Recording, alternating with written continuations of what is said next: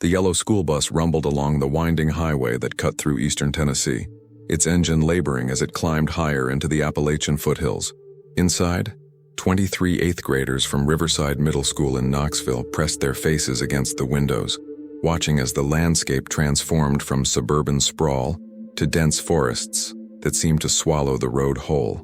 It was October 14, 2019, and the annual fall camping trip to Great Smoky Mountains National Park was finally underway. Greg Monahan sat near the back of the bus, his weathered hiking boots propped against the seat in front of him.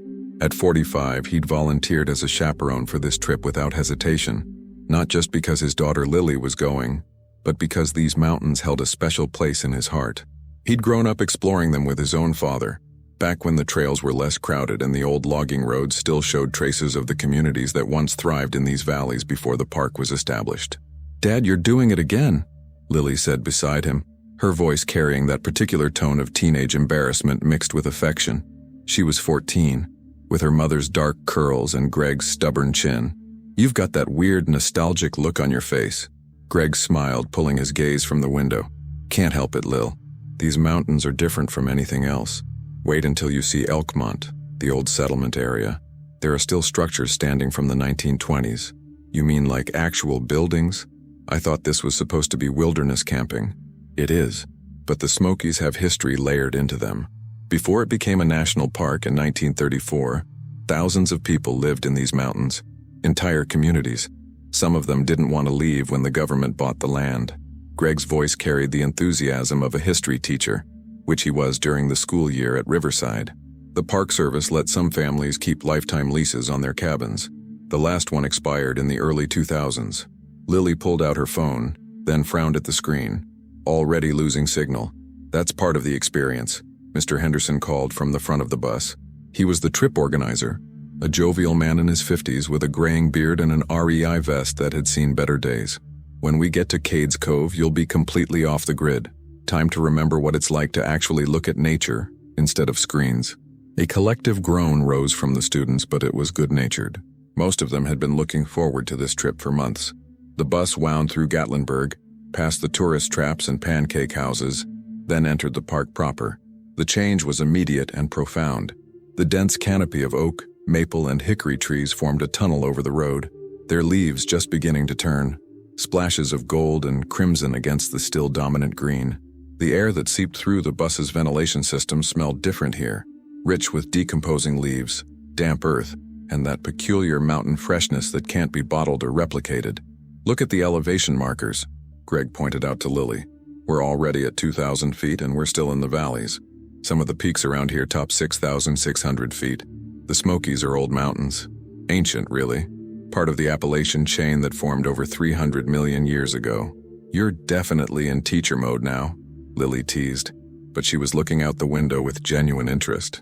"It does feel different here, like the trees are closer or something." She wasn't wrong. The Great Smoky Mountains National Park encompassed over 800 square miles of protected wilderness, and much of it was covered in forest so thick that visibility rarely extended beyond a few dozen yards. It was beautiful, certainly, but there was something humbling, almost oppressive about being surrounded by such unbroken wilderness. The bus pulled into the Cades Cove area just after 1 p.m. The parking lot was surprisingly empty for a Monday in mid-October. A few RVs occupied spaces near the restrooms, and a handful of cars with out-of-state plates suggested other visitors were somewhere on the 11-mile loop road that circled the historic valley. "All right, everyone off and grab your gear," Mr. Henderson announced. "We're setting up base camp near the picnic area, then we'll break into groups for afternoon exploration. Remember, stay with your assigned chaperone, carry your whistles, and nobody goes off trail without permission." The students piled out, stretching and complaining about the 3-hour drive. Greg helped unload backpacks from the bus's cargo hold, noting the temperature drop. It had been a mild 68 degrees when they left Knoxville, but here in the mountains, the thermometer on the ranger station showed 54 degrees. The sky was overcast, with thick gray clouds settling over the ridgelines like a blanket. "Weather Service is calling for possible rain tonight," said Mrs. Chen, another chaperone and the school's biology teacher. She was studying her phone before the signal disappeared entirely. "Nothing severe, but we should make sure the tents are properly staked." Greg nodded. "October weather in the Smokies is unpredictable. I packed extra tarps just in case. It took nearly 2 hours to set up camp. The students were divided into groups, each responsible for pitching their own tents under adult supervision. Greg and Lily worked together on their 2-person tent, a well-used Coleman that had seen a dozen camping trips. Lily had become proficient at threading poles and securing rain flies, and Greg felt a surge of pride watching her work. "Not bad," he said as they hammered in the final stake. "Your grandfather would approve. The one who taught you all this outdoors stuff? The very same. He passed away when you were 5, but he would have loved seeing you out here." Greg straightened, surveying their campsite. He used to say the mountains teach you what you're made of. You learn to be patient, observant, and humble. "Sounds intense for a camping trip," Lily said, but she was smiling. By 3:30 p.m., camp was established and Mr. Henderson gathered everyone for the afternoon's activity. "We're going to split into 3 groups for short exploratory hikes," he explained, pointing to a large trail map spread across a picnic table. "Group A will take the Cades Cove Nature Trail. That's the easy one, perfect for anyone who wants a gentle walk. Group B is going to Abrams Falls with Mrs. Chen. That's a moderate 5-mile round trip with some elevation gain. And Group C," he looked at Greg, "will be exploring some of the old settlement areas near Elkmont with Mr. Monahan." Greg stepped forward, pointing to a section of the map. "We'll take the Jakes Creek Trail to the old Elkmont community. It's about 3 miles out, mostly flat following the creek. The area has several preserved structures from the logging days and the resort era. We'll stay on marked trails, but this section of the park is less trafficked, so keep your eyes open and stay close." 8 students volunteered for Greg's group, including Lily. They seemed eager to see the historic structures rather than just trees and waterfalls. At 4 p.m., the 3 groups set out in different directions. The Jakes Creek Trail was everything Greg had promised. A wide, well-maintained path that followed the tumbling creek through a forest of massive hemlock trees. The sound of rushing water provided constant background music, and the air smelled of pine and damp moss. Despite the overcast sky, the forest glowed with an ethereal quality, light filtering through the canopy and scattered beams. "This is actually pretty cool," said Marcus, one of the students. He was a tall kid with glasses who usually spent more time with computers than outdoors. "I didn't expect it to be so, I don't know, peaceful?" "That's the Smokies," Greg said. "Over 800 miles of trails, and some of them you can hike for hours without seeing another soul. It's one of the most biodiverse parks in the country. More salamander species here than anywhere else on Earth." They walked in comfortable silence for a while, the group stretching out along the trail but staying within sight of each other. Lily walked beside her father, occasionally stopping to photograph interesting mushrooms or particularly massive trees with her phone. "Still got some battery?" Greg asked. "Yeah, but no signal at all. It's weird being completely disconnected. Gets easier after a while, your brain adjusts." After 45 minutes of steady walking, they reached the first structure, the remains of an old cabin. Its roof collapsed, but walls still standing. The logs were dark with age and covered in moss, slowly being reclaimed by the forest. A small placard identified it as the Henderson cabin, built in 1903. "Different Henderson," Mr. Henderson's namesake clarified when someone asked. "No relation, as far as I know." They explored the area around the cabin, staying on the designated paths. Greg pointed out hand-hewn logs, the remains of a stone chimney, and what had once been a root cellar. The students were surprisingly engaged, asking questions about what life had been like for the mountain families who'd carved out existences in these isolated valleys. They were self-sufficient, Greg explained. Grew their own food, hunted, made their own tools. When the park was established, they were forced to leave, paid for their land, but many didn't want to go. Some of the older residents said they felt like they were being evicted from Eden. "That's kind of sad," Lily said quietly. "It is, but it also preserved this wilderness for everyone. It's complicated. Most things in history are." They continued along the trail, reaching the main Elkmont area around 5:15 p.m. Here, the structures were more substantial. Several vacation cabins from the 1920s and 30s, built when the area had been a resort community for wealthy families from Knoxville and beyond. The cabins stood in various states of decay, some with intact roofs and porches, others barely recognizable as structures. The light was fading now, the overcast sky making dusk arrive earlier than usual. Greg checked his watch and frowned. "We should start heading back," he said. "We've got about an hour of decent light left, and I want to be back at camp before it gets fully dark." The group began retracing their steps along Jakes Creek Trail, but about 10 minutes into their return hike, Greg noticed something that hadn't been there before, or rather hadn't been visible. A faint trail branched off to the left, marked only by a small cairn of stacked stones. It wasn't on his map. "Hold up," he called to the group. They gathered around as he studied the map with his headlamp, even though it wasn't quite dark yet. "This trail isn't marked. Is it old? Like from when people lived here?" Lily asked. "Maybe. Or it could be a game trail, or an unofficial path hikers have made over time." Greg peered down the faint trail. It seemed to parallel their main route, just at a slightly higher elevation. "Probably connects back to the main trail further down. Should we check it out?" Marcus asked. "Could be interesting." Greg hesitated. The teacher in him wanted to follow protocol, stick to marked trails, don't take unnecessary risks. But the part of him that had grown up exploring these mountains was curious. The path looked well established, despite not being on the map, and it seemed to be heading in the right general direction. "Tell you what," he said, "we'll follow it for just 10 minutes. If it doesn't obviously connect back to the main trail or if it gets too rough, we turn around immediately. Everyone stays together. Nobody gets more than 20 feet ahead of me. Agreed?" The students nodded eagerly. It felt like an adventure now, a slight deviation from the planned route. They started down the unmarked trail. It was narrower than Jake's Creek Trail, and the forest pressed in closer on both sides. The sound of the creek faded, replaced by the rustle of leaves and the occasional bird call. The path climbed slightly, winding between massive oak trees and overexposed roots. 5 minutes in, Lily pointed ahead. "Dad, look, there's another structure." She was right. Through the trees, perhaps 50 yards off the trail, stood what appeared to be a small cabin, much more intact than the ruins they'd seen earlier. Its roof appeared solid, and the walls showed no obvious gaps. "That's odd," Greg murmured. "There shouldn't be any structures in this area. We're outside the main Elkmont settlement zone. Maybe it's one of those lifetime lease cabins you mentioned?" Lily suggested. "Those were all in Cade's Cove, and the last one expired years ago." But Greg found himself walking toward it, curiosity overriding caution. The students followed. The cabin sat in a small clearing surrounded by rhododendron thickets that gave it an isolated, hidden quality.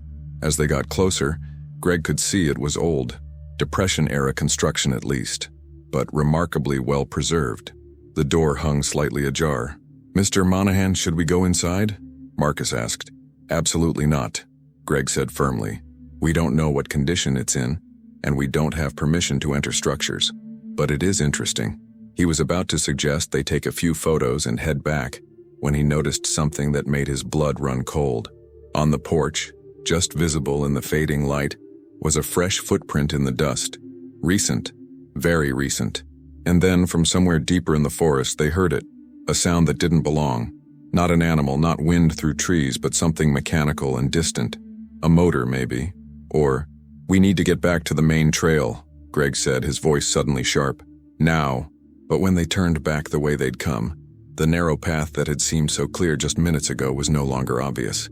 The light had faded more than Greg had realized, and in the growing darkness, every gap between trees looked like it could be a trail. For the first time since they'd entered the forest, Greg Monahan felt the stirring of genuine unease. They were lost. The forest had transformed in the span of minutes. What had been merely dim was now genuinely dark, the overcast sky blocking out even the faint glow of dusk that might have lingered otherwise. Greg stood motionless, forcing himself to breathe slowly and think clearly, despite the alarm bells ringing in his head. The 8 students clustered around him, their excited chatter from earlier replaced by an uncertain silence. "Mr. Monahan?" It was Sarah, one of the quieter girls in the group. Her voice was small. Are we lost?" "We're temporarily disoriented," Greg said, keeping his tone calm and authoritative. It was the same voice he used when a lesson wasn't going as planned. Confident, measured, in control. "There's a difference. We know we're in the Elkmont area, we know the general direction of camp, and we have supplies. What we need to do is stay calm and think logically." He pulled out his headlamp and clicked it on, then gestured for the students to do the same. 6 beams of light joined his, creating a small circle of illumination in the encroaching darkness. Lily stood close to his side, and he could feel her tension even though she wasn't speaking. "First thing, head count," Greg said. "Sound off by name." They went around the circle. Marcus, Sarah, Tyler, Emma, Jake, Rachel, Connor, and Lily. All 8 students accounted for. Greg felt a small measure of relief. At least they were all together. "Okay, here's what we know," Greg continued, pulling out his map and spreading it on the ground. The paper was almost useless now. They'd ventured off the marked trails, and his current position was somewhere in the white space between labeled features. We left the Jakes Creek Trail approximately 15 minutes ago. We walked on an unmarked trail for about 5 minutes, then approached that cabin for another couple of minutes. That means we're probably no more than half a mile from our original route. Can't we just backtrack? Tyler asked. He was an athletic kid, usually confident, but now his voice carried an edge of worry. That's the plan. But in the dark, on an unmarked trail, we need to be careful not to get more disoriented. Greg looked around, trying to identify landmarks. The cabin behind them was at least a fixed point. The Jakes Creek Trail runs roughly northwest to southeast. Based on the direction we were walking, we should be able to head downhill and eastward to intersect it. My phone's dead, Emma said, staring at her screen. I was using the flashlight earlier and it drained the battery. Mine too, Jake added. And I don't have signal anyway. Greg checked his own phone. 32% battery, 0 bars. He'd expected the lack of signal, but the battery situation was concerning. Everyone, conserve your phone batteries. Use headlamps only. If your headlamp dies, stay close to someone whose light is still working. He tried to project confidence, but the truth was settling on him like the darkness around them. He'd made a mistake, a significant one. He'd allowed curiosity to override judgment, led a group of miners off an established trail, and now they were lost in one of the largest wilderness areas in the eastern United States as night fell. The temperature was dropping too. Greg could see his breath now, faint clouds in the beam of his headlamp. All right, we move as a group, Greg said. I'll lead, Lily, you're in the back. Everyone stay between us and nobody gets more than 10 feet ahead or behind. We're going to head downhill and east, and we should hit either the creek or the main trail within 20 minutes. They started walking, but immediately the terrain proved more difficult than Greg had anticipated. What had seemed like gentle forest floor in daylight revealed itself as treacherous in darkness. Hidden roots, sudden dips, scattered rocks. Connor stumbled within the first minute, catching himself on a tree trunk. The headlamps created strange, disorienting shadows that made depth perception nearly impossible. Slower, Greg called back. We're not racing. Careful, deliberate steps. The mechanical sound he'd heard earlier had faded, leaving only the natural orchestra of the mountain night. Wind through leaves, the distant hoot of an owl, the scurry of small creatures in the underbrush. But there was something else too, a sound that Greg strained to identify. Water? Yes, definitely water, but not the rushing of Jakes Creek. This was more subdued, a gentler flow. I hear water, Rachel said, echoing his thoughts. Is that the creek? Possibly a tributary, Greg said, which is good. Water flows downhill, and Jakes Creek is in the valley. If we follow it, we should find the main waterway. They adjusted their course toward the sound. The forest seemed to press in closer, rhododendron thickets forming walls that forced them to navigate around rather than through. Greg's sense of direction, usually reliable, was beginning to waver. In the darkness, everything looked the same. Every tree could have been one they'd passed 5 minutes ago. Dad, Lily's voice was tight. My headlamp is flickering. Switch it off for now, Greg said. Stay close to Sarah. Her light is still strong. They pushed on for another 10 minutes, and the sound of water grew louder. Greg felt a surge of hope as they emerged into a small clearing beside a narrow stream, perhaps 15 feet across. The water caught their headlamp beams, creating ribbons of reflected light. Is this Jakes Creek? Marcus asked. Greg knelt by the water studying it. Too small and the flow was wrong. Jakes Creek was wider and faster. This was definitely a tributary, but which one? The Smokies were webbed with dozens of small streams, and without a clear reference point, he couldn't determine which one they'd found. We follow it downstream, Greg decided. All tributaries flow into main waterways, and all the main waterways in this area eventually reach the valley. It might take longer than I hoped, but it's our best option. They began walking alongside the stream, which at least provided easier terrain than the forest interior. The ground here was more open, covered in smooth river rocks. But the going was slow, and Greg could feel the cold seeping through his jacket. Most of the students had worn layers, but none of them had packed for a night in the mountains. This was supposed to have been a 2-hour afternoon hike. 20 minutes later, Sarah stopped abruptly. Mr. Monahan, I think we passed that tree before. Greg's stomach dropped. He looked at the tree she indicated, a massive oak with a distinctive split trunk. She was right. He recognized it. Somehow, despite following the stream, they'd walked in a loop. That's impossible, Tyler said, but his voice lacked conviction.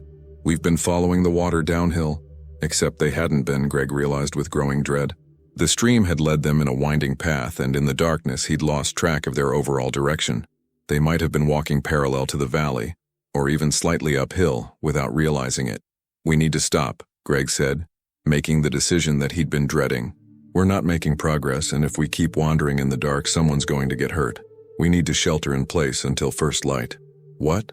Emma's voice pitched higher. "We can't stay out here all night. It's freezing." "It's not ideal," Greg admitted, "but it's safer than continuing to stumble around when we're clearly disoriented. We have some supplies, we're all together, and rescue will be looking for us. When we don't return to camp, Mr. Henderson will alert the rangers." "How long until they find us?" Connor asked. Greg chose his words carefully. "Search and rescue in the Smokies is very experienced, but they won't start searching in earnest until morning. The terrain is too dangerous in the dark, even for professionals, so we need to make it through tonight." The temperature was probably in the low 40s now, and falling.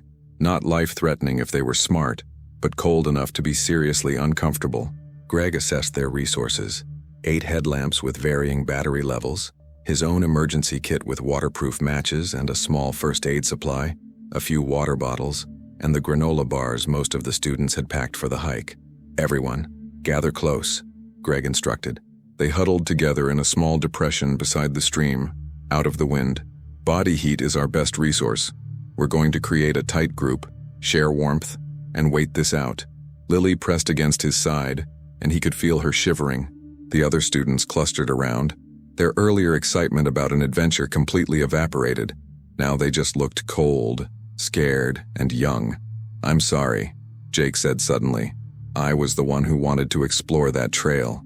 "This isn't on you," Greg said firmly. "I'm the adult. I made the decision to leave the marked trail. This is my responsibility, and I will get us all safely out of here. But right now, we need to focus on staying warm and staying together." They sat in the darkness, headlamps turned off to conserve batteries. The only sound, the gentle burble of the stream and the wind in the trees. Greg's mind raced through possibilities. He'd done plenty of camping, but always with proper gear. Spending a night in 40-degree weather without sleeping bags or shelter was dangerous, especially for the kids. Hypothermia was a real risk. "Mr. Monahan?" It was Marcus, his voice cutting through the darkness. "What was that sound we heard earlier? Before we got lost?" Greg had almost forgotten about it in the chaos of the last hour. "I don't know. Could have been a vehicle on one of the maintenance roads, or equipment of some kind. Shouldn't we have tried to follow it? Like, if there are people, maybe they could help?" "Sounds can be very deceptive in the mountains," Greg explained. "What seems close might be miles away, and what seems to come from one direction might actually be bouncing off ridges from somewhere else entirely. Trust me, following an unknown sound would have gotten us even more lost." But privately, Greg wondered. There had been something odd about that sound. Too rhythmic to be natural, too distant to be helpful. And that fresh footprint at the cabin. Someone had been there recently. The Smokies were vast and popular, of course. Hikers went off trail all the time, despite regulations. But the timing felt strange. "Try to rest," Greg said, though he knew it was nearly impossible. "Lean on each other, stay close, I'll keep first watch."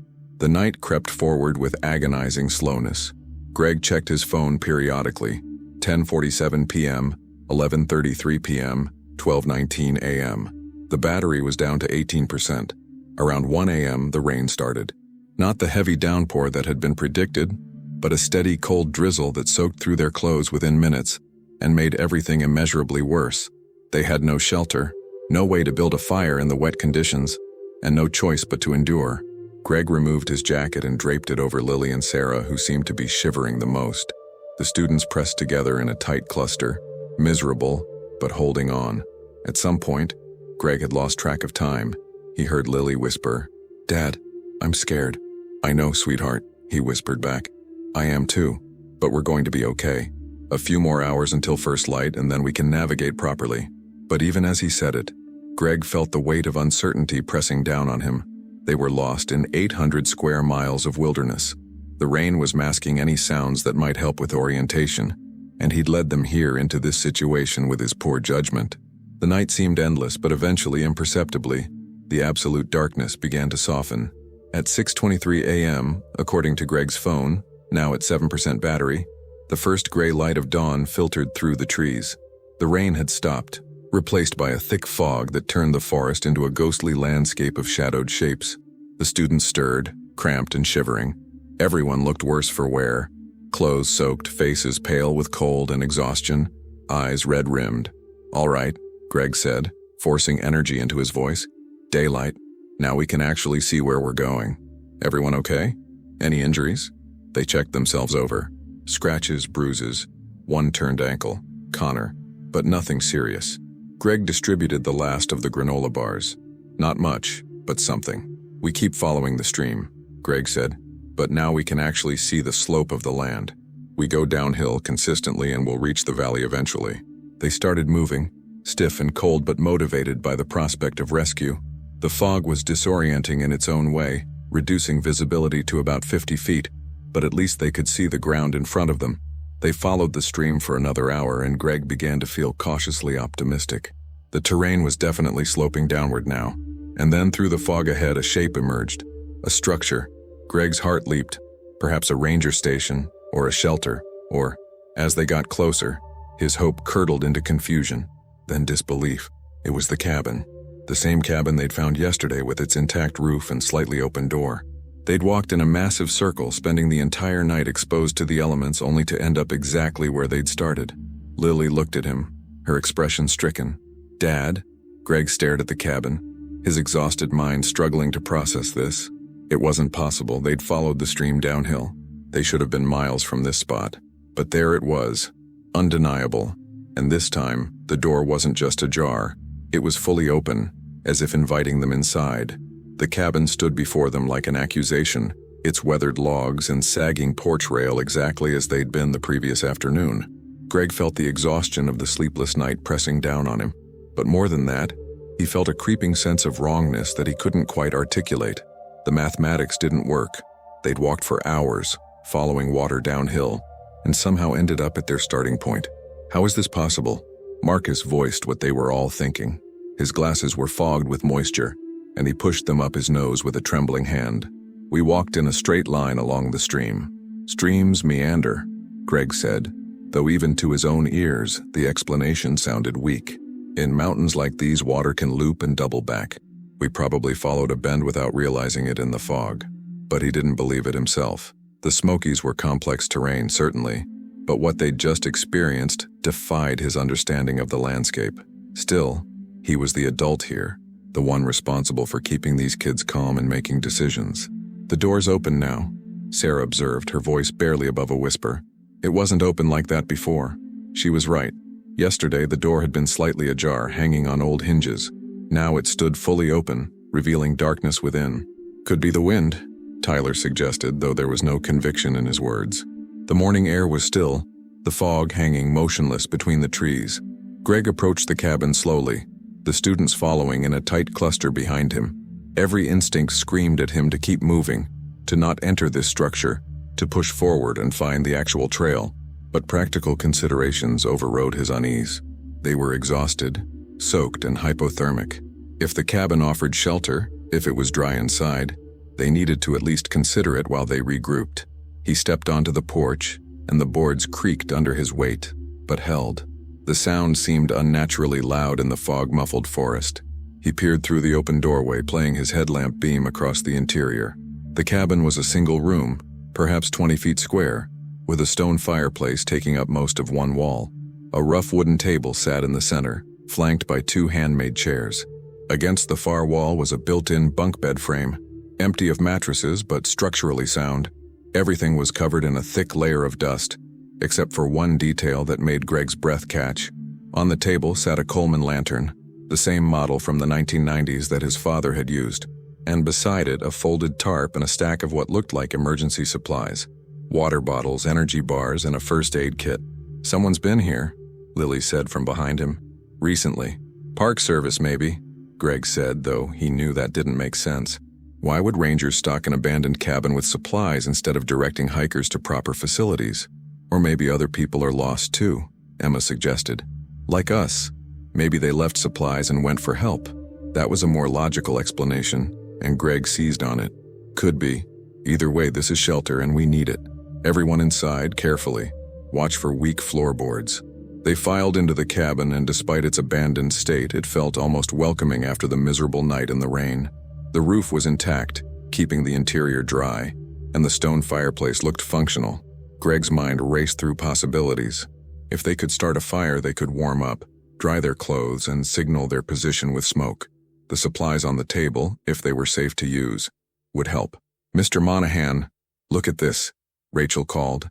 She was examining the walls, where old photographs hung in mismatched frames. "These are really old, like 1920s old maybe?"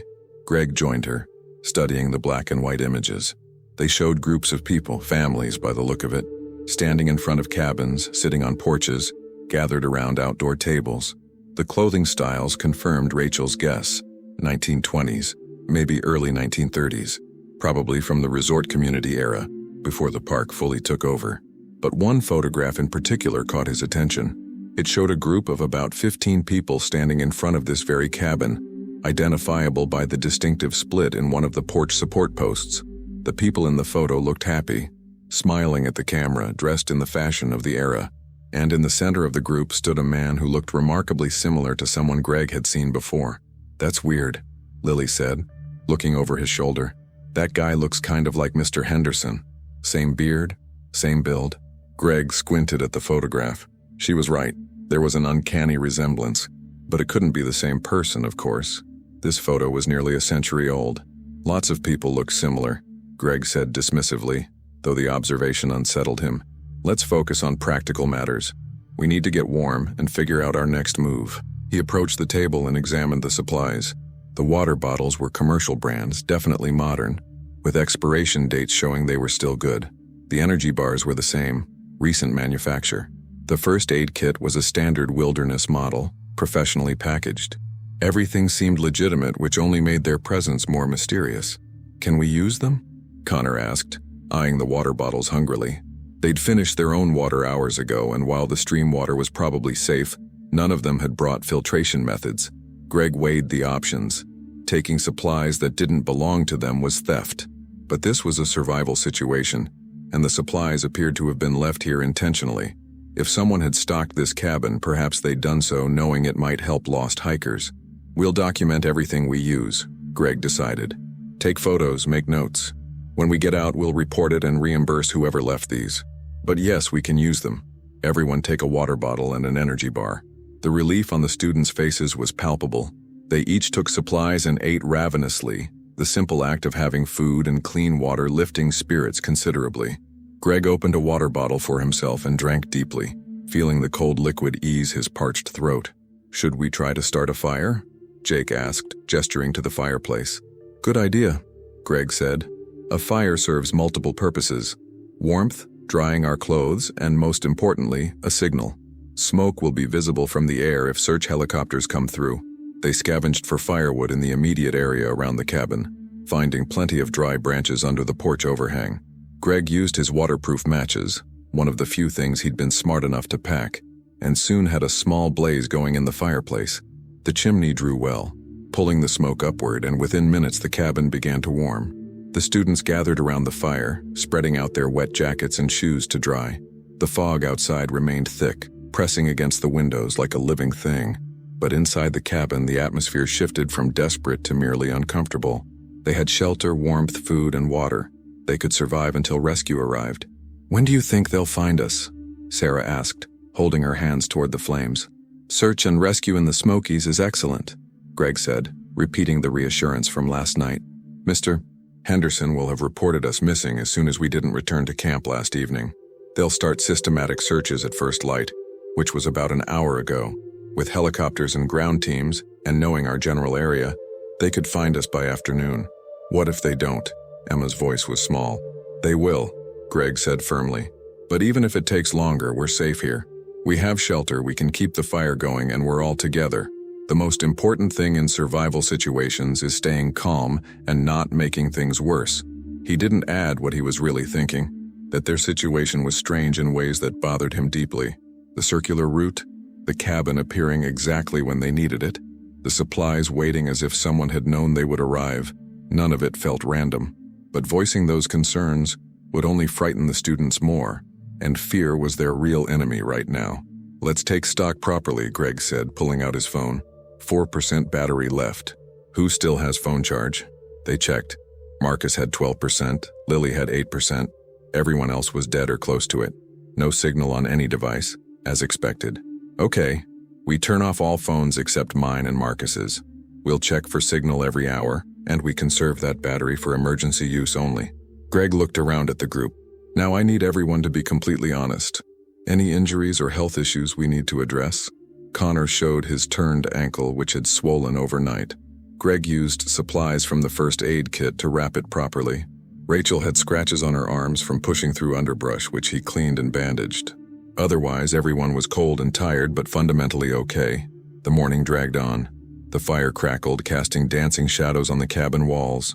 Outside, the fog remained impenetrable. Greg tried to maintain the students' spirits with stories about the Smoky's history, about the Cherokee who'd first inhabited these mountains, about the logging era and the resort communities, but he could feel the undercurrent of anxiety in the room. Around 10:30 a.m., Tyler suddenly sat up straight. Listen, do you hear that? They all froze. At first, Greg heard nothing but the fire and the wind. Then faintly he caught it, the distant thrum of a helicopter. That's search and rescue. Marcus jumped to his feet. They're looking for us. Greg rushed to the door and stepped outside, the students crowding behind him. The helicopter sound was definitely there, but frustratingly distant and seemingly not getting closer. The fog was the problem. Visibility was maybe 50 feet, and from the air, the cabin would be invisible under the dense canopy. The fire! Greg shouted. We need more smoke. Everyone gather green wood, wet leaves, anything that'll make thick smoke. They scrambled to collect materials, throwing them onto the fire. The smoke thickened dramatically, black and heavy, pouring up through the chimney. Greg prayed it would be visible above the tree line, a signal to the searchers. For 10 minutes they listened, trying to track the helicopter's movement. Sometimes it seemed closer, sometimes farther. Greg realized with sinking certainty that the aircraft was conducting a grid search, passing over different sectors. The sound faded, then disappeared entirely. They'll come back, Greg said, though he felt the weight of disappointment. They'll search every section of the park. The smoke might have been seen. They could send ground teams to investigate. But hours passed, and no one came. The fog began to lift around 2 p.m., revealing more of the surrounding forest. Greg studied the terrain carefully, trying to orient himself. They were in a small valley or hollow surrounded by ridges on 3 sides. The stream they'd followed emerged from somewhere to the west and flowed eastward. We could try walking out again, Marcus suggested. Now that we can see. Greg considered it. They had regained some strength. The weather had improved, and staying in the cabin indefinitely wasn't a solution. But the memory of last night's circular journey haunted him. What if they ended up even more lost? Let's give it until sunset, Greg decided. If no one has found us by then, we'll stay here another night. We know this shelter is safe, and tomorrow morning we make a determined push to reach the valley. We follow the stream downhill, but this time we mark our route with cairns, so we can tell if we're doubling back. It seemed like a reasonable plan. They had enough supplies for another day. The fire was keeping them warm, and rescue was actively looking. The situation wasn't ideal, but it was manageable. Around 4 p.m., something changed. The students were talking quietly among themselves when Lily suddenly grabbed Greg's arm. "Dad," she whispered urgently. "Someone's outside." Greg's head snapped toward the window. Through the wavy glass he could see movement. A figure walking through the trees heading toward the cabin. His first reaction was pure relief. Rescue had arrived. But as the figure came closer, Greg's relief transformed into confusion. It wasn't a park ranger in uniform. It was a man in his 60s, dressed in worn work clothes, carrying what looked like a canvas bag. He walked with the confident gait of someone who knew these woods intimately. The man reached the porch and stopped, looking at the cabin with an expression Greg couldn't quite read. Then he called out, his voice carrying a distinct mountain accent. "Y'all lost, I reckon?" Greg opened the door cautiously. "Yes, sir. We've been lost since yesterday afternoon. Are you with search and rescue?" The man smiled, though it didn't quite reach his eyes. "Not exactly. Name's Earl. I live up the ridge a ways. Saw your smoke and figured someone was in trouble. These mountains can be tricky, especially for folks who don't know 'em proper. I'm Greg Monahan. These are students from Riverside Middle School in Knoxville. We were on a hiking trip and got separated from our group. Do you have a way to contact the rangers? A radio or..." Earl shook his head slowly. "No radio. And my place is a fair walk from here. No phone lines up that way." but I can guide y'all out if you're willing. Know these hollers like the back of my hand. Have you down to the main road in a couple hours easy? It was exactly what they needed, local knowledge. A guide who could navigate the terrain. But something about Earl made Greg hesitate. Maybe it was the coincidental timing, or the way Earl seemed unsurprised to find them in this particular cabin, or simply the exhaustion playing tricks with Greg's judgment. That's very kind of you, Greg said carefully. But search and rescue is looking for us. They have helicopters, trained teams. Might be better if we stay put so they can find us here. Earl's expression shifted slightly, something flickering across his face too quickly for Greg to identify. Suit yourself, he said. But I'll tell you true, these mountains don't give up their lost easy. Folks have been known to stay lost for days, weeks even, just a few hundred yards from help. The Smokies play tricks on folks. Always have. What do you mean, tricks? Lily asked from behind Greg. Earl's gaze shifted to her, and he smiled again. Just that the mountains are old, miss. Older than most places in this country. They got their own ways, their own rules. Sometimes people find what they need, sometimes they don't. This cabin now, she's helped a fair few lost souls over the years. Fed them, sheltered them, sent them on their way. Almost like she knows when folks need finding. The words sent a chill down Greg's spine that had nothing to do with the temperature. Earl spoke about the cabin as if it were alive, as if it had agency. Well, we appreciate you stopping by, Greg said, his tone polite but dismissive. If you do make it back to civilization, maybe you could alert the authorities to our position? Tell them we're in a cabin near Elkmont and we're okay. I'll do that, Earl said. But he made no move to leave. Instead, he gazed at Greg with an intensity that felt almost measuring. You look like a smart man, Mr. Monahan. A careful man. But let me ask you something. When you followed that unmarked trail yesterday, what made you do it? What made you leave the safe path? Greg's blood ran cold. He hadn't mentioned how they'd gotten lost. He hadn't said anything about an unmarked trail. How did you know about that? Greg asked slowly. Earl's smile widened, but there was no warmth in it at all. Like I said, Mr. Monahan, these mountains got their own ways. And with that, Earl turned and walked back into the forest, disappearing into the trees as silently as he'd appeared, leaving Greg and the students staring after him in stunned silence. The silence after Earl's departure was profound, broken only by the crackling of the fire. Greg stood in the doorway, staring at the spot where the strange man had disappeared into the forest. His mind raced, trying to construct a rational explanation for what had just happened. Mountain people often knew things about their territory that seemed almost supernatural. Tracks, signs, local gossip. Maybe Earl had encountered the search party and learned details about their disappearance. Maybe it was just lucky guessing. But the look in Earl's eyes, the way he'd spoken about the cabin as if it had intention and purpose, that wasn't normal local knowledge. That was something else. That was really weird, right? Marcus said, verbalizing what they were all thinking. I mean, how did he know about the unmarked trail? He might have seen our tracks, Greg said, pulling himself back into teacher mode, or heard about our situation from the search teams. Information spreads quickly in small mountain communities. But he said he doesn't have a phone or radio, Lily pointed out. How would he have heard anything? Greg had no good answer for that. Instead, he closed the door and turned back to the group. Look, I don't know what that was about, but our plan hasn't changed. We stay here where we're safe, we keep the fire going, and we wait for official rescue. Earl seemed, I don't know, off somehow. I don't think following him would have been wise. Agreed, Tyler said emphatically. That guy gave me serious creepy vibes. The way he talked about the mountains like they were alive or something. Lots of old mountain people have folklore and superstitions, Greg explained, though his own unease hadn't faded. The Cherokee considered these mountains sacred, and that kind of reverence got passed down through generations, mixed with Scots-Irish traditions. It doesn't mean anything supernatural is happening. We're just tired and stressed, and that makes everything seem more sinister than it is. He was trying to convince himself as much as the students. The truth was, nothing about their situation felt normal anymore.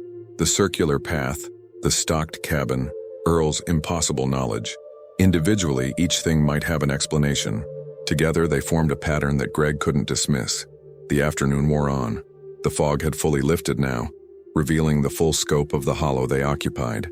The cabin sat at the bottom of a natural bowl, surrounded by steep ridges covered in dense forest. Greg studied the terrain carefully, trying to understand how they'd walked in a circle the night before. But even in daylight, the topology didn't make sense. The stream flowed consistently eastward, downhill.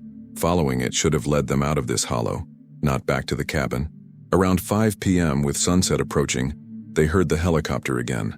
This time it sounded closer, and through gaps in the canopy, Greg caught glimpses of it. A white and green Park Service bird, conducting a methodical search pattern. "More smoke!" he called, and they again loaded the fire with green wood and wet leaves. The smoke poured thick and black through the chimney.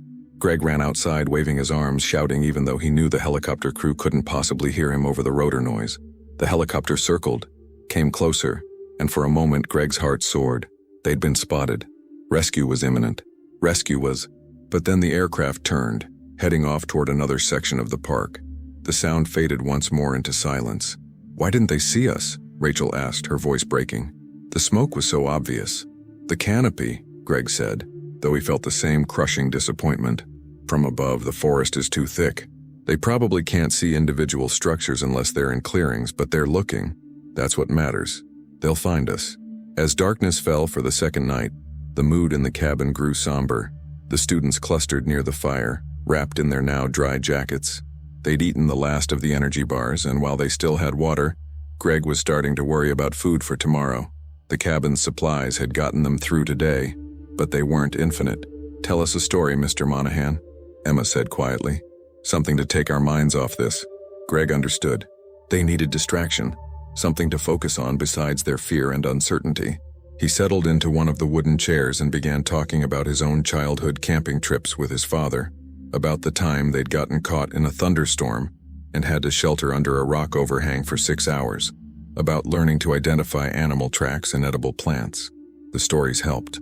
Gradually, the tension in the room eased. Some of the students even laughed at Greg's description of his first and disastrous attempt at starting a fire with wet matches. The human connection, the shared experience, created a buffer against the strangeness of their situation. Around 9 p.m., as Greg was finishing a story about seeing a black bear at close range, Lily suddenly grabbed his arm. "Dad, stop, listen." They all fell silent. At first, Greg heard nothing unusual. Then it came again, a sound from outside the cabin. Footsteps on the porch, slow and deliberate. Greg's hand went instinctively to the fire poker, the closest thing to a weapon in the cabin. "Stay behind me," he whispered to the students.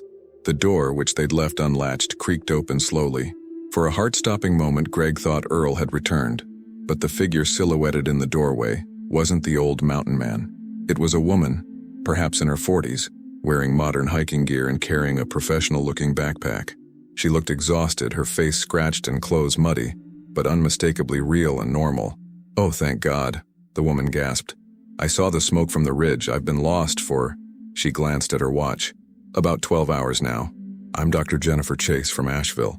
I was doing solo hiking and got disoriented when the fog came in yesterday." Relief flooded through Greg. Another lost hiker wasn't ideal, but it was normal, explainable, human. "Come in, please," Greg said, stepping aside. "I'm Greg Monahan. We're from Riverside Middle School. Been lost since yesterday afternoon. There's water and a fire, not much else, but you're welcome to share." "Doctor..."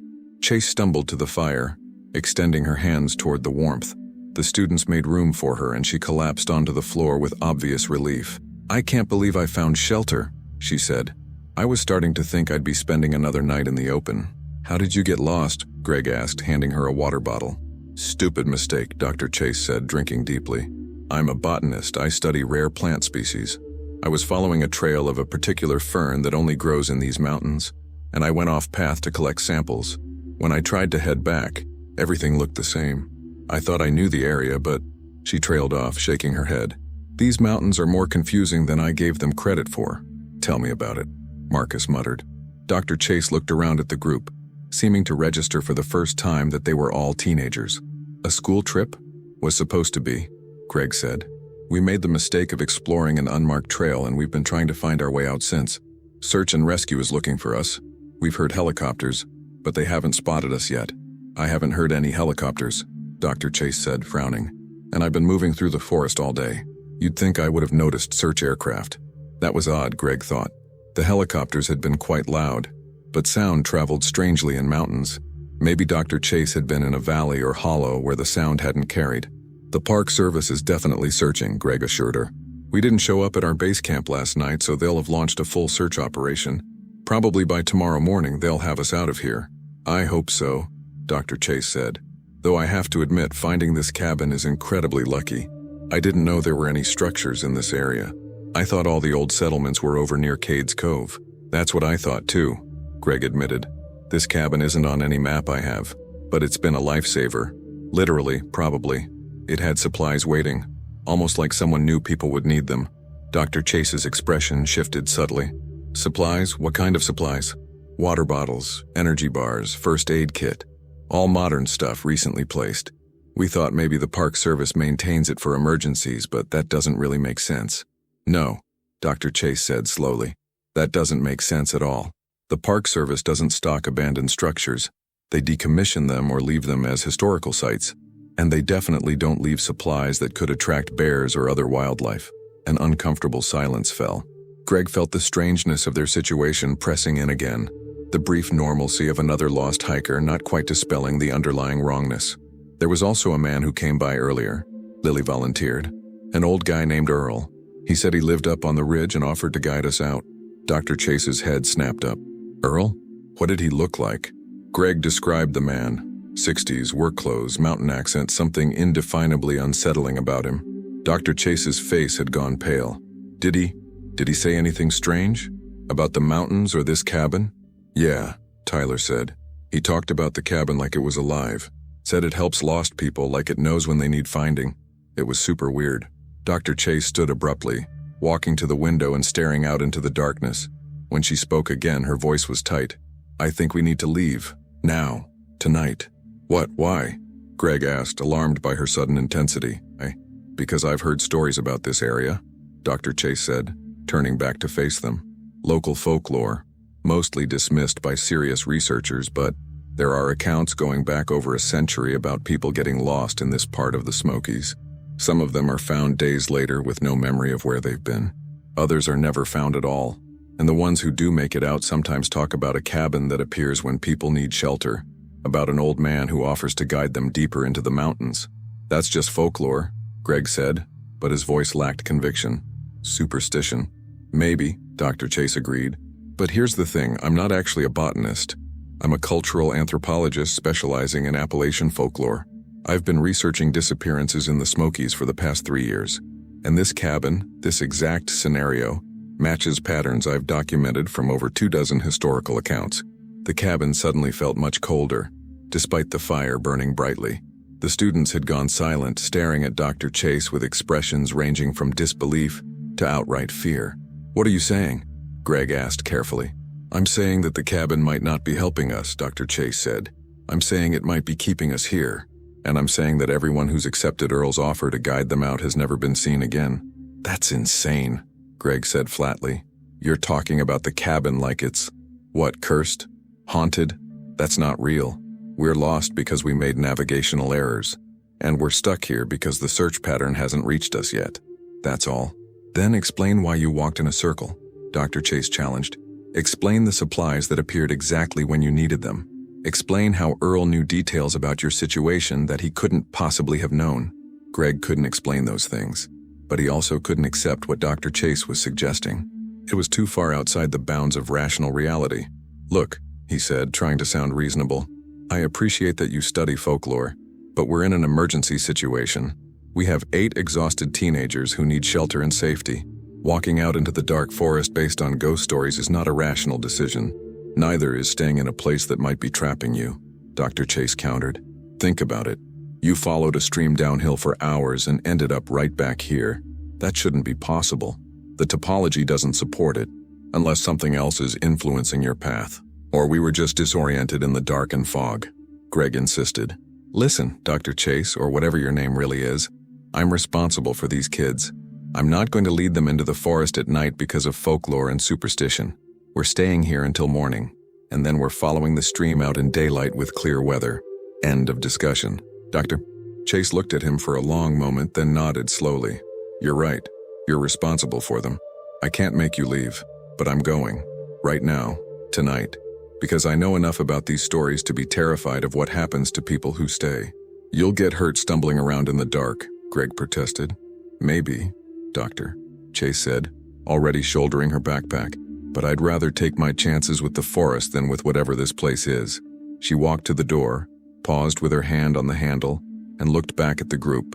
If you change your mind, follow the stream uphill, not down. The stories say that's the only way out. You have to go against intuition, against logic, uphill, away from where you think safety is. And then, she was gone, swallowed by the darkness outside. The cabin felt very small and very isolated after her departure. The students looked at Greg with uncertainty, clearly shaken by Dr. Chase's warnings. "She's just paranoid," Greg said, trying to sound confident. "Her research has made her see patterns that aren't really there. We're safe here, and we're going to stay put until rescue arrives. Okay?" They nodded, but Greg could see the doubt in their eyes. And if he was being honest with himself, he felt it too. The night stretched ahead, full of shadows and questions that Greg desperately wished had simple answers. The fire had burned down to embers by the time Greg finally allowed himself to close his eyes. He'd insisted on staying awake through the night, keeping watch while the students slept fitfully around the dying flames. But exhaustion was a relentless opponent, and somewhere around 3 a.m. his head had drooped forward and consciousness had slipped away. He woke with a start to find pale morning light filtering through the cabin's grimy windows. His neck ached from sleeping in the chair, and for a moment he was disoriented, unsure where he was. Then it all came rushing back. The 2 days lost, Dr. Chase's disturbing warnings, the decision to stay put despite his growing unease. Greg looked around the cabin. The students were still asleep, huddled together for warmth as the fire had gone out completely.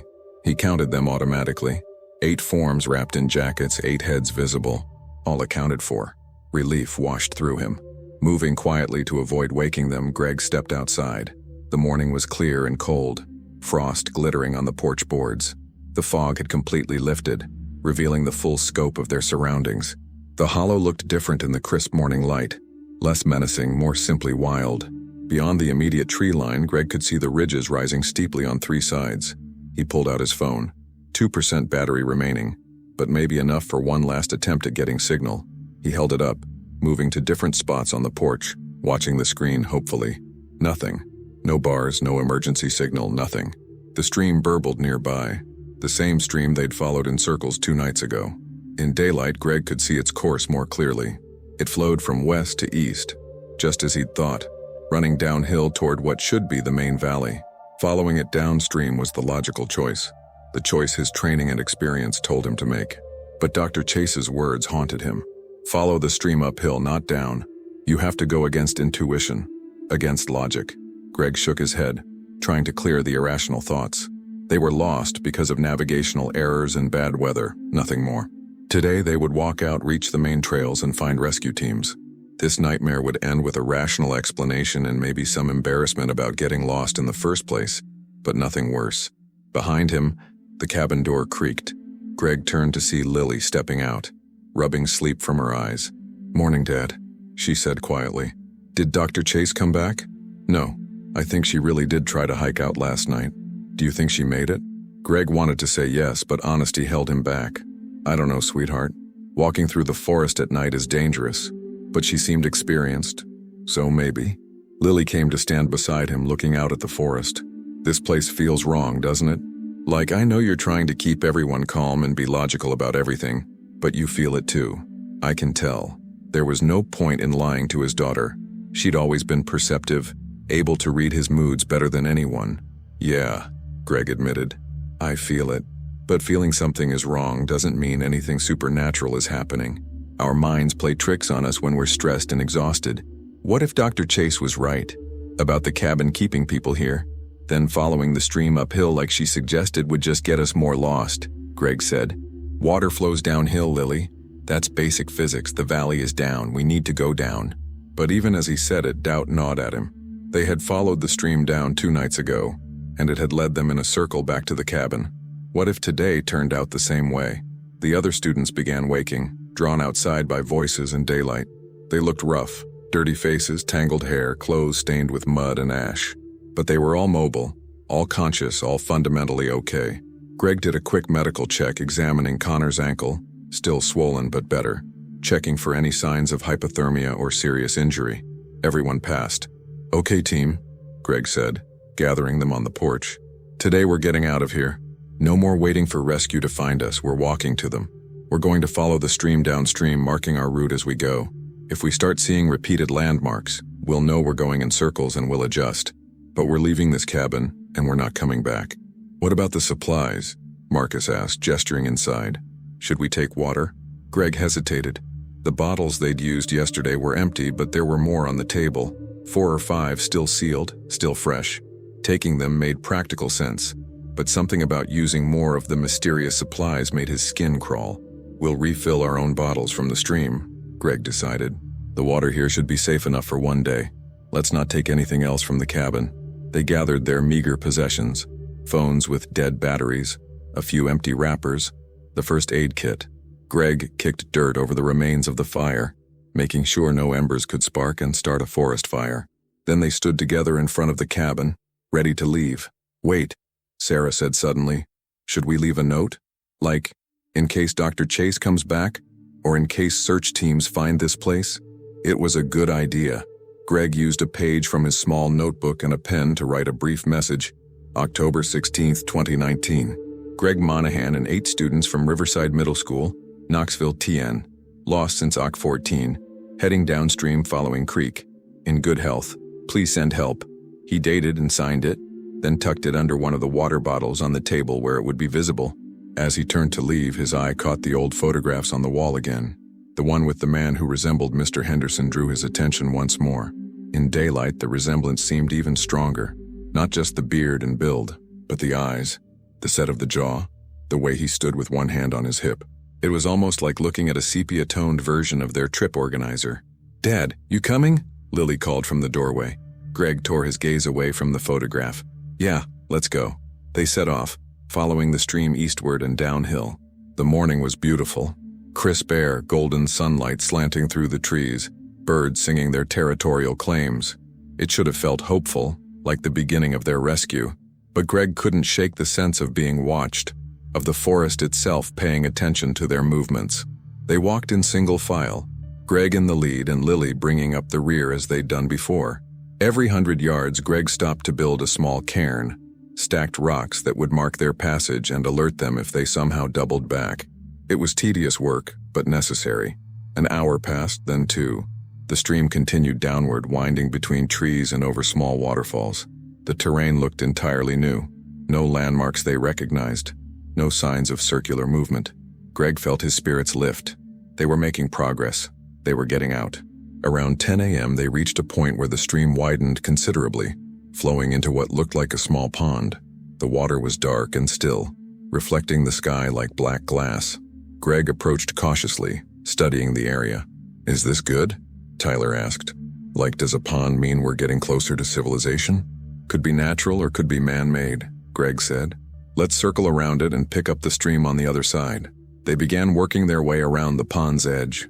The going was slower here, the bank muddy and treacherous. Emma slipped at one point, catching herself on a tree branch but getting her shoes thoroughly soaked. On the far side of the pond, Greg stopped abruptly. The stream continued, yes, but it flowed into the pond from this direction, not out of it. "That's weird," Marcus said, seeing the same thing. "We walked around the pond following the downstream direction, but the stream flows into it from both sides?" Greg's mind raced, trying to make sense of the topology.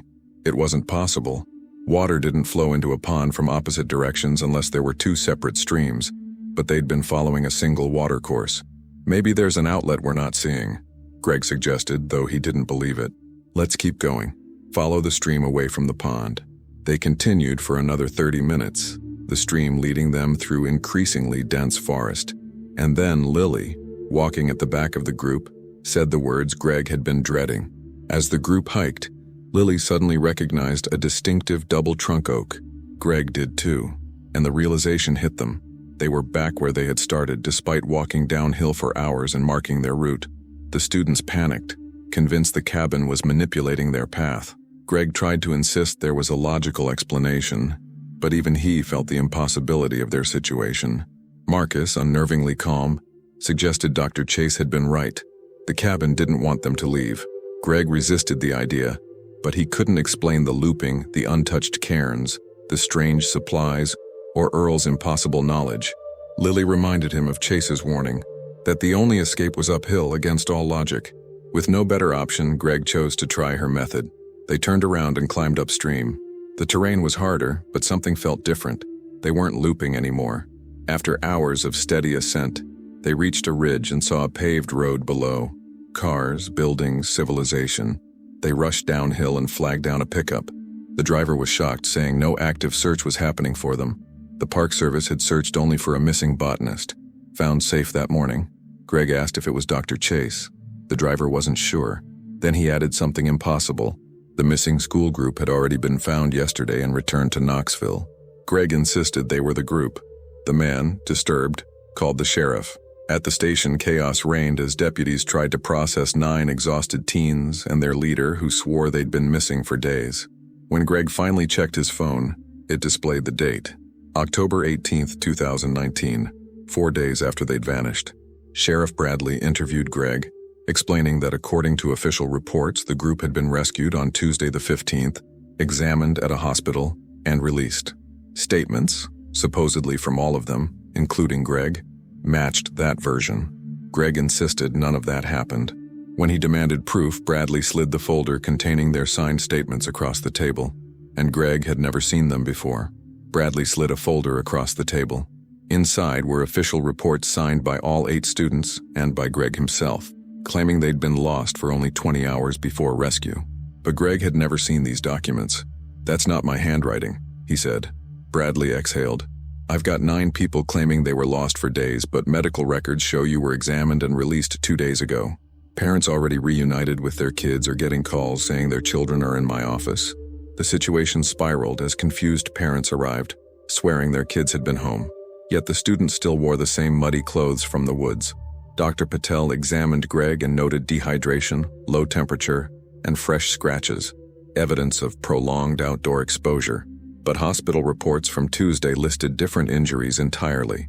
By evening, Bradley kept the case quiet, ordering psychological evaluations. "I need to know if this is shared trauma, mass confusion, or something else." He personally drove Greg and Lily home while asking about the cabin Greg described. Greg said he could find it again. Bradley mentioned another missing person, Dr. Jennifer Chase, a botanist who'd also claimed she'd been trapped in a cabin before stumbling out disoriented. They had dismissed her story as confusion from exposure. When Greg and Lily reached home, Greg's ex-wife insisted Lily had already been home Tuesday night. They'd eaten dinner together. Lily broke down, saying none of it made sense. Greg had vivid memories of 4 days in the woods, 2 nights in that strange cabin, and the desperate uphill escape. All 9 survivors shared the same memories and physical evidence, but the world insisted they'd been gone for only 20 hours. Late that night, Bradley texted, "The search team found the hollow, but no cabin." Records showed structures there had been demolished in the 1960s. Greg checked the photos on his phone. All images of the cabin were corrupted, except one. Lily had captured the cabin faintly in the background, and on the porch stood a blurry figure with a familiar posture. The outline could have been Earl, or the man from the 1920s photograph on the cabin wall, or even Mr. Henderson, the trip coordinator who vanished after the first day. Greg sent the photo to Bradley and lay awake, knowing the official report would blame navigational error. But the Great Smoky Mountains had kept something hidden for decades, something impossible that had trapped them outside time. Somewhere out there, a cabin that didn't exist was waiting for its next visitors.